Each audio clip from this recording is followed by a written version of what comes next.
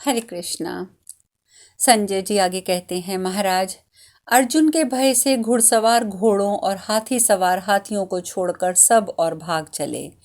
वहां बहुत से नरेश अर्जुन के सायकों से कटकर रथों हाथियों घोड़ों से गिरे और गिराए जाते हुए दृष्टिगोचर होते रहे। अर्जुन ने उस रण क्षेत्र में अत्यंत भयंकर रूप धारण किया।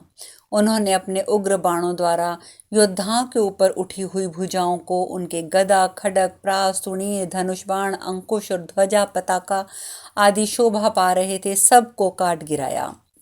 आर्य तदंतर भरत नंदन भूपाल उस रणभूमि में उद्दीप्त परिघ मुदगसर प्रास भिंदीपाल खडग फरसे तीखे तोमर सुवर्णमय कवच ध्वज ढाल सोने के डंडों से विभूषित छत्र व्यंजन चाबुक जोते घोड़े कोड़े और अंकुश ढेर के ढेर बिखरे दिखाई देते थे। भरत, उस समय आपकी सेना में कोई भी ऐसा पुरुष नहीं था जो समर में शूरवीर अर्जुन का सामना करने के लिए आगे बढ़ सके। उस भूमि में जो जो वीर अर्जुन की ओर बढ़ता था वही वही उसके पैने बाणों द्वारा यमलोक पहुंचा दिया जाता था। तदंतर आपके सब योद्धा सब और भागने लगे। यह देखकर अर्जुन और भगवान श्री कृष्ण ने अपने श्रेष्ठ शंख बजाए। कौरव सेना को इस प्रकार भागती देख समर भूमि में खड़े हुए आपके ताऊ भीष्म ने वीरवर आचार्य द्रोण से मुस्कुराते हुए कहा, ये श्री कृष्ण सहित बलवान वीर पांडु कुमार कौरव सेना की वही दशा कर रहा है जैसी उसे करनी चाहिए। यह किसी प्रकार भी समर भूमि में जीता नहीं जा सकता, क्योंकि इसका रूप इस समय प्रलय काल के यमराज सा दिखाई दे रहा है। ये विशाल सेना इस समय पीछे नहीं लौटाई जा सकती। देखिए, सारे सैनिक एक दूसरे को देखा देखी भागे जा रहे हैं। इधर ये भगवान सूर्य संपूर्ण जगत के नेत्रों की ज्योति सर्वथा समेटते हुए गिरिश्रेष्ठ के अस्ताचल में जा पहुंचे हैं। अतः नरश्रेष्ठ, मैं इस समय समस्त सैनिकों को युद्ध से हटा लेना ही उचित समझता हूँ। हमारे सभी योद्धा थके मांदे और डरे हुए हैं, अतः इस समय किसी तरह युद्ध नहीं कर सकेंगे। आचार्य प्रवर द्रोण से ऐसा कहकर महारथी भीष्म ने अपनी समस्त सैनिकों को युद्ध भूमि से लौटा लिया। तदंतर रथ हाथी घोड़ों सहित सोमक पांचाल पांडवीर विजय पाकर बारंबार सिंहनाद करने लगे। वे सभी महारथी विजय सूचक वाद्यों की ध्वनि के साथ अत्यंत हर्ष में भरकर नाचने लगे और अर्जुन को आगे करके शिविर की ओर चल दिए। भरत, इस प्रकार सूर्य के अस्ताचल चले जाने पर संध्या के समय आपकी और पांडवों की सेनाएं लौट आई। इस प्रकार श्री महाभारत भीष्म पर्व के अंतर्गत भीष्मवध पर्व में द्वितीय दिवस में सेना को लौटाने के संबंध रखने वाला 55वां अध्याय आज पूर्ण हुआ। संजय जी आगे कहते हैं, भरत, जब रात बीती और प्रभात हुआ तब शांतनु नंदन भीष्म ने अपनी सेना को युद्ध भूमि में चलने का आदेश दिया। उस समय कुरुकुल के पितामह शांतनु कुमार भीष्म ने आपके पुत्रों को विजय दिलाने की इच्छा से महान गरुड़ व्यूह की रचना की। स्वयं आपके ताऊ भीष्म उस युद्ध व्यूह के अग्रभाग में चोंच के स्थान पर खड़े हुए। महाराज द्रोण और यदुवंशी कृतवर्मा दोनों नेत्रों के स्थान पर स्थित हो गए। अश्वत्थामा कृपाचार्य शिरोभाग में और त्रिगर्त के कय और वाटधान भी युद्ध भूमि में वहीं उपस्थित हुए। आर्य भूरिश्रवा शल शैल्य भगदत्त ये जयद्रथ के साथ ग्रीवा भाग में खड़े कर दिए गए। इन्हीं के साथ मद्र सिंधु सौवीर और पंचनद देश के योद्धा भी थे। अपने सहोदर भाइयों और अनुचरों के साथ राजा दुर्योधन पृष्ठभाग में स्थित हुआ।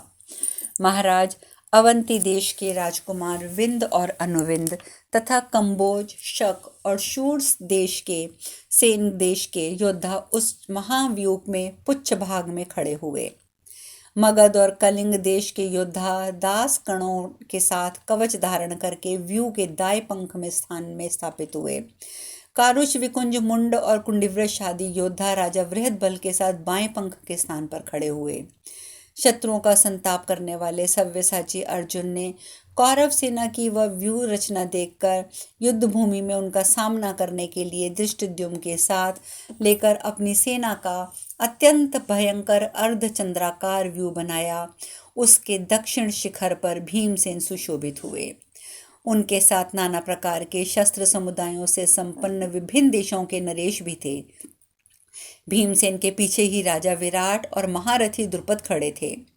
इसके बाद नील आयुधधारी सैनिकों को साथ लेकर राजा नील और नील के महाबली दृष्टकेतु भी खड़े थे। भारत दृष्टकेतु के साथ चेदी, काशी, कुरुश और पौरव आदि देशों के सैनिक भी थे। दृष्टद्युम्न, शिखंडी और पांचाल और प्रभद्रगण उस विशाल सेना के मध्य भाग के युद्ध में खड़े हो गए। हाथियों की सेना से घिरे हुए धर्मराज युधिष्ठिर भी वहीं थे। राजन, तदंतर सात्यकी और द्रौपदी के 5 पुत्र वहीं खड़े हुए। इनके बाद शूरवीर अभिमन्यु और अभिमन्यु के बाद इरावन थे। नरेश, इरावन के बाद भीमसेन पुत्र घटोत्कच तथा महारथी केकय खड़े हुए। तत्पश्चात मनुष्यों में श्रेष्ठ अर्जुन उस व्यू के बाएं पार्श्व या शिखर के स्थान पर खड़े हुए, जिनके रक्षक संपूर्ण जगत का पालन करने वाले साक्षात भगवान श्री कृष्ण हैं। इस प्रकार पांडवों ने आपके पुत्रों तथा उनके पक्ष में आए हुए अन्यान्य भूपालों के वध के लिए उस व्यू की रचना की। तदंतर एक दूसरे पर प्रहार करते हुए आपके और शत्रु पक्ष के सैनिकों का घोर युद्ध आरंभ हुआ, जिसमें रथ के से रथ और हाथी से हाथी भिड़ने लगे। प्रजानाथ, जहाँ तहाँ सब और घोड़े और रथों के समुदाय एक दूसरे पर टूटते और प्रहार करते दिखाई देते थे। भरत, दौड़ते तथा पृथक पृथक प्रहार करते हुए रथ समूहों का शब्द दुदुम्बियों की ध्वनि मिलकर और भी भयंकर हो गया। आपके और पांडवों के घमासान युद्ध में परस्पर आघात प्रातघात करने वाले नरवीरों का भयंकर शब्द आकाश में व्याप्त हो गया। इस प्रकार श्री महाभारत भीष्म पर्व के अंतर्गत भीष्मवध पर्व के तीसरे दिन के युद्ध में परस्पर व्यू रचना विषयक 56वां अध्याय पूर्ण हुआ। आगे संजय जी बताते हैं, भरत, आपकी और पांडवों की पूर्वोक्त रूप से व्यू रचना संपन्न हो जाने पर अर्जुन ने अपने रथियों की सेना का आपके रथियों की सेना का संहार आरंभ किया। वे अतिरथी वीर थे। उन्होंने अपने बाणों द्वारा युद्ध स्थल में रथयोत्पत्तियों को विदीर्ण करके यमलोक भेज दिया। युगांत में काल के समान उस युद्ध में कुंती कुमार अर्जुन के द्वारा आपके सैनिकों का भयंकर विनाश हो रहा था, तो भी वे यत्नपूर्वक पांडवों के साथ युद्ध कर रहे थे। वे उज्जवल यश प्राप्त करना चाहते थे, अतः यह निश्चय करके वे अब मृत्यु ही हमें युद्ध से निवृत्त कर सकती है, एकाग्रचित्त होकर युद्ध में डटे रहे। उन्होंने युद्ध में ऐसी तत्परता दिखाई कि बार बार पांडव सेना को भी तितर बितर कर दिया। तदंतर शक्त विक्षिप्त होकर भागते और पुनः लौटकर सामना करते हुए पांडवों और कौरवों के सैनिकों को कुछ सूझ नहीं पड़ता था। भूतल से इतनी धूल उड़ी कि सूर्यदेव आच्छादित हो गए। दिशा और प्रदिशा का कुछ भी पता नहीं चला। वैसी दिशा में वहां युद्ध करने वाले लोग कैसे किसी पर प्रहार करते। प्रजानाथ, उस रण क्षेत्र में अनुमान से, संकेतों से तथा नाम और गोत्र से उच्चारण करके अपने या पराये पक्ष का निश्चय करके जहां तहां युद्ध चल रहा था। सत्य प्रतिज्ञ भरद्वाज नंदन द्रोणाचार्य के द्वारा सुरक्षित होने के कारण कौरव सेना का व्यू किसी प्रकार भंग न हो सका।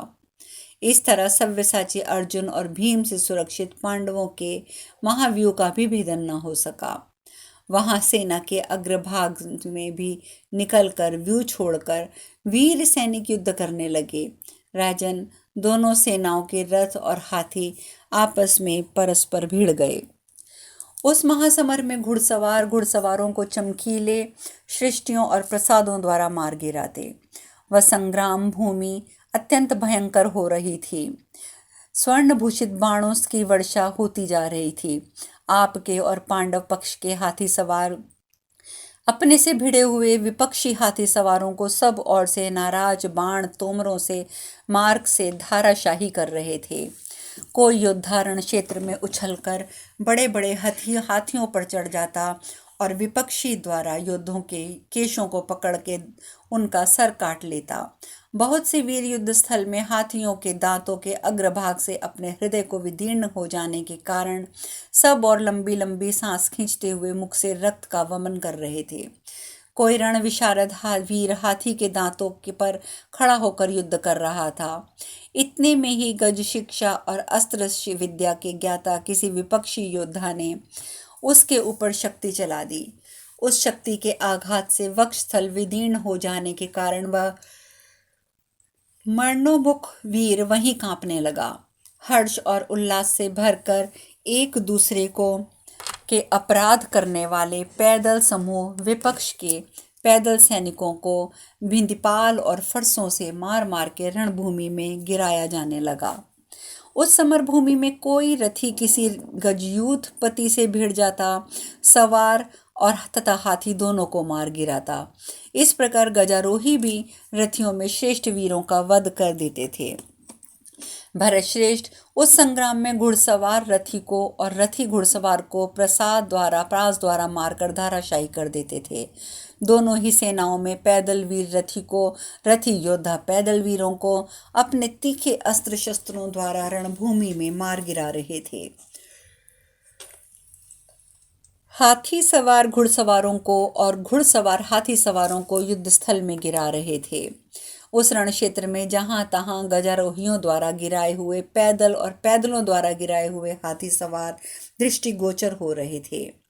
घुड़सवार के समूह, पैदलों के समूह और पैदलों द्वारा घुड़समूहों के समूह सैकड़ों और हजारों की संख्या में गिराए जाते दिखाई देते थे।